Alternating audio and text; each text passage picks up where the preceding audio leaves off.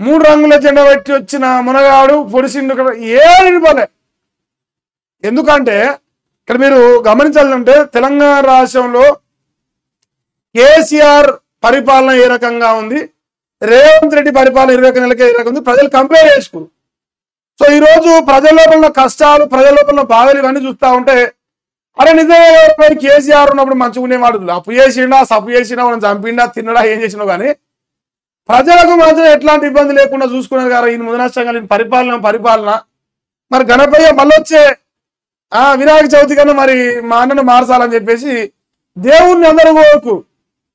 అంటే ప్రజలు గత 21 నెలలుగా కాంగ్రెస్ పార్టీ ప్రజా పరిపాలన అని చెప్పిన, ప్రజల కోసమే రాజ్యం అని చెప్పిన, ఇందిరామ్మ రాజ్యం అని చెప్పిన, మీ ఇగురు పెడుతున్న గొప్ప గొప్ప రాతలు రాపించుకున్నా, ఏది రాపించుకున్నా ఏమంటారు మన పిల్లి కూడా పాతలు పెట్టుకొని పులిని మురిసినట్టుగా కనిపిస్తా ఉంది. పూర్తి స్థాయిలో యావత్ తెలంగాణ రాష్ట్రంలో కూడా ఈ రోజు ఎన్నికలు వచ్చినా కేసీఆర్ ని మళ్ళా ముఖ్యమంత్రి అనే ఆలోచన ఉన్నట్టుగా నిన్నటితో తెడతెల్లం అయిపోయింది.